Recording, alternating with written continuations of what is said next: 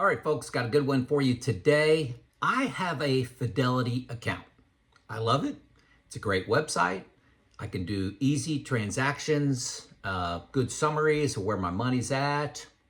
Overall, love it. Okay, highly recommend that site to people. I keep getting comments about their free retirement planner. And why would you want to buy a software like BOLDIN, BOLDIN, New Retirement? It's the old New Retirement, where when Fidelity's is free. Why would you buy a package costing $120 a year, which you can get on sale for $96? Why would you do that? You're an idiot. That's actually a quote. Okay.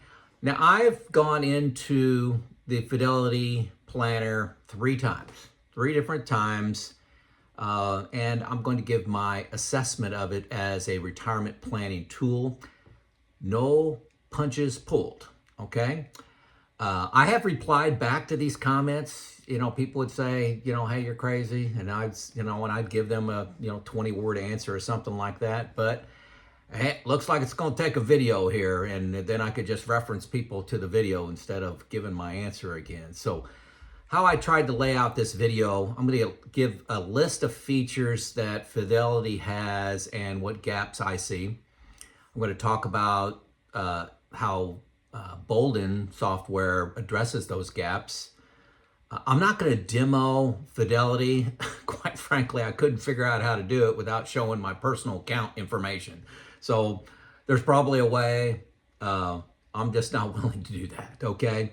So also, I've got this challenge of trying to make this video 8 to 15 minutes long, so I won't get skewered into comments from, gosh, took you forever to, do that evaluation, Joe. So I'm trying to dance that 8 to 15 minute window. I do that all the time, actually. What Fidelity Retirement Planner does.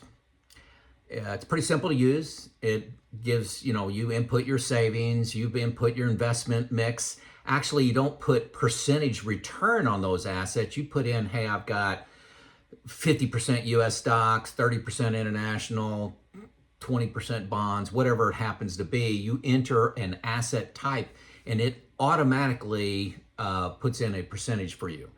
You put in your income, Social Security, you can input a pension, you can input other, like maybe you got some rental income coming in, and you input your expenses. So that's just pretty basic planner. And then hit the output. Can't remember what it's called, simple, but the report or something like that.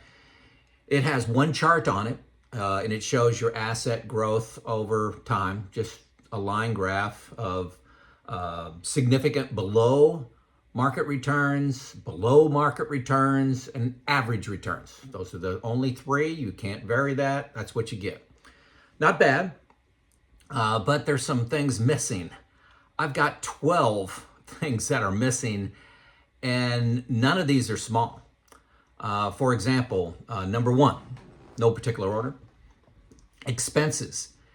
The expenses you put in, say it's $5,000 a month, they're locked in for the lifetime, okay? You don't enter go-go spending from 60 to 75, slow-go spending from 75 to 80, no-go spending after that, which is reality. People spend more money early in retirement and then they slow down. You can't put in any ranges for expenses. You put it in and it grows based on inflation. No one-time expenses. You can't put in a car, can't put in a roof on your house, can't put in a wedding, a remodel, a home sale. BOLDIN has all these things. I'm shocked that it's missing. Number two, income. I didn't see any spot to put in windfalls, like an inheritance, like life insurance. BOLDIN has all that stuff. If there's an injection of money, a one-time event. If you're married and have a spouse, one person, you put in dies at 85 and the other one at 90, there may be an insurance windfall coming in. Number three, investments. You pick the investment mix, like I said earlier, US stock, international, fixed, and there's no percentages associated with that at all, what the return is going to be. There's no ability to pick the return based on your risk profile. For example, I may say I'm going to put 70% of my bucket 3 money. You've heard me talk about bucket 3. It's my long-term money.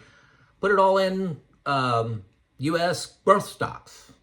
That's going to be different than another investor that wants to do 70% in dividend stocks.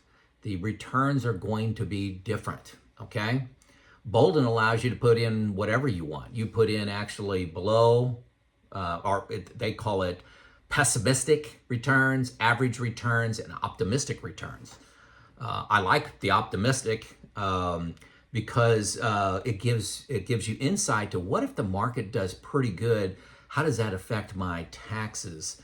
I really like that. And you have no ability to flex up inside of Fidelity.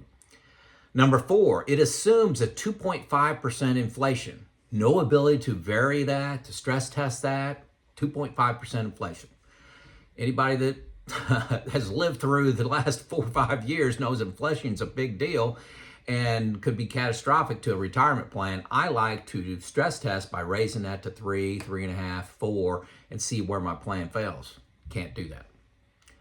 Fidelity ignores your home value and the appreciation in your net worth. Well, home value, you may take a reverse mortgage. You may want to cash that out, rent, that number of things, but you don't even discuss home value and appreciation.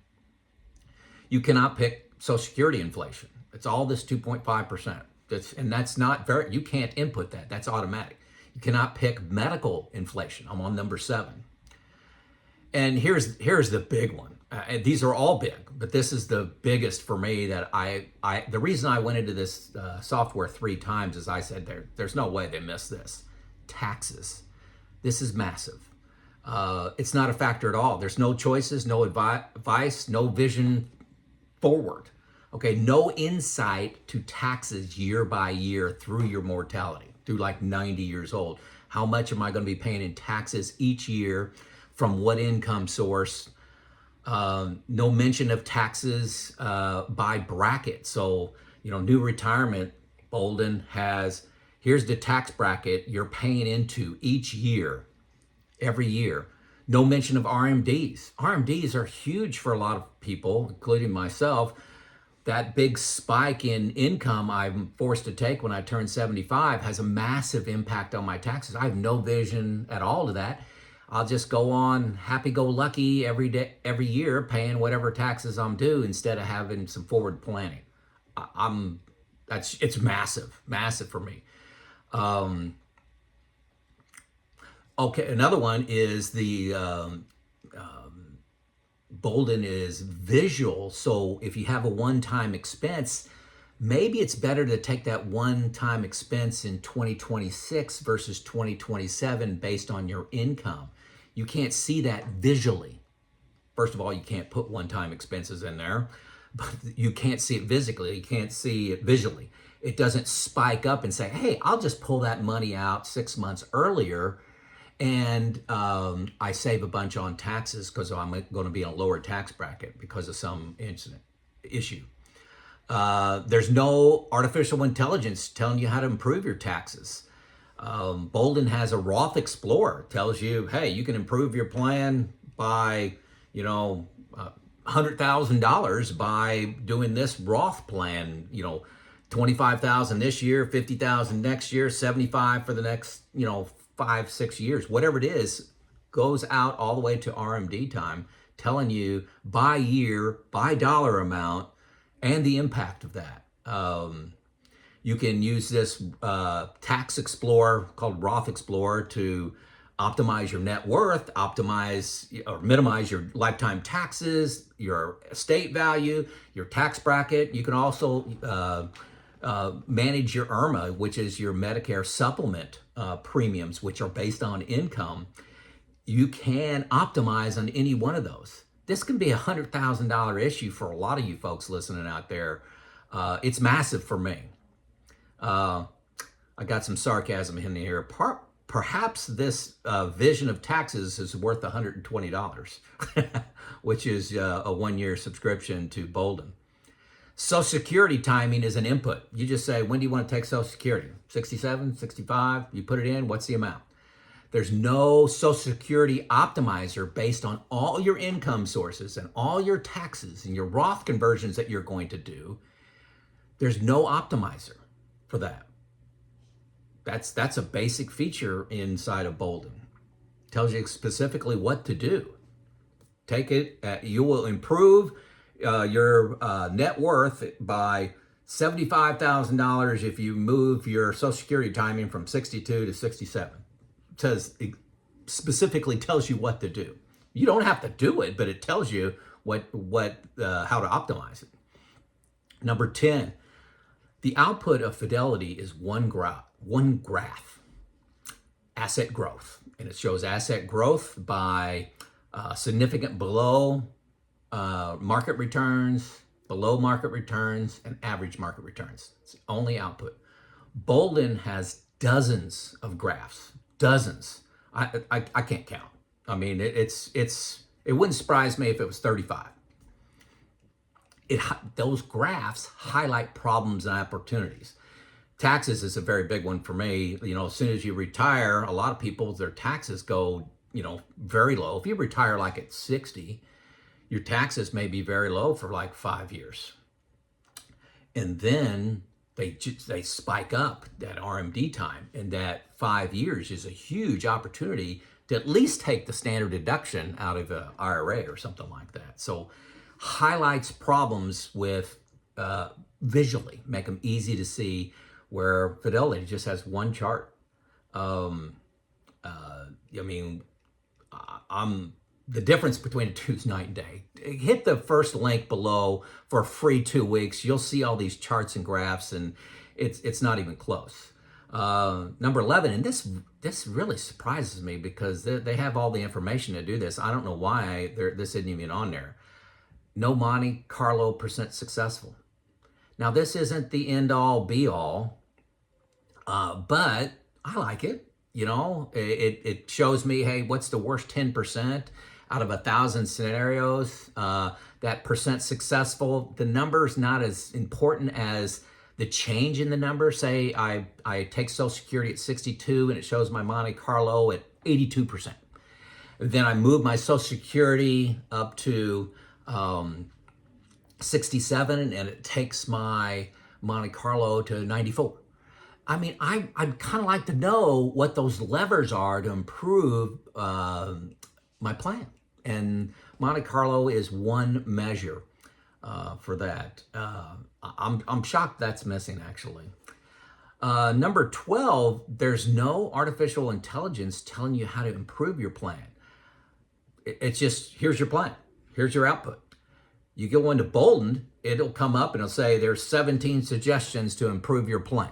When you're done, I mean, literally, that's what it told me. I think the number was 17. It'll say things like, consider moving Social Security to age 67 for a $42,321 improvement in your plan and 5% improvement in Monte Carlo. It'll come out and say that for you. Another message I get or have seen is your rate of returns is below the historical average. Are you sure you want to use it? Say you enter like you're in stocks and you put in 4%. Another one is your inflation rate is lower than the historical average, or it could be higher than the historical average. It calls you out on these things and says, are you sure about this? To make sure you didn't input something wrong. You may enter inflation instead of 3.5%, you put 35% in there. Now, it would jump out and scream at you for doing something like that. I don't consider Fidelity their product a retirement plan. It's a basic snapshot for the beginner. Now, that may be good enough for a lot of people that want to use a certified financial planner, and they're paying them, and hey, I want to do this Fidelity thing just to kind of see where I'm at and maybe do a little check on them. Okay, that's not bad for that. But if you're a DIY retirement planner, it's got some massive holes in it. I can't stress that enough. The 12 gaps I listed cannot be ignored in a retirement plan. You can't. These 12 are huge. They're fundamental to be considered a plan. Taxes, how can you go into retirement not looking at taxes. Your expenses won't be right. You know, I'm the difference between these two is huge. Okay, I use BOLDIN. I've been buying it. Just signed up for my 5th year. Um, you know, BOLDIN is like the major leagues, and Fidelity is T-ball. Okay, there's a huge difference between the two. Both are baseball. Okay. One thing I also want to add, and I made a video on this before, but you know, BOLDIN also has free live sessions where there's Q&A. I think they have at least 2 a week where you can get online and take a class online, ask questions. And they have dozens of how-to videos that are all included in your $120. So there's a lot of tutorials and video. I love listening to video instead of just doing reading.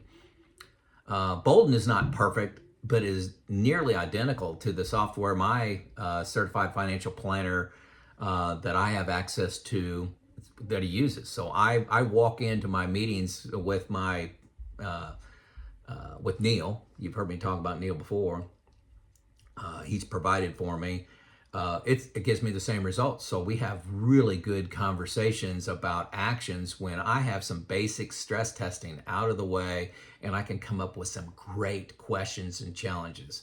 All this for $120, okay? I like this quote. If it's free, you're the product.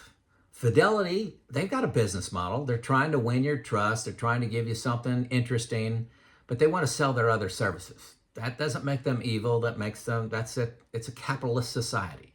But don't confuse the Fidelity free retirement analyzer with a comprehensive software for retirement that'll lead to actions that you can stress test and improve. And that is much more complete. There's no comparison. Comments? It's Joe out.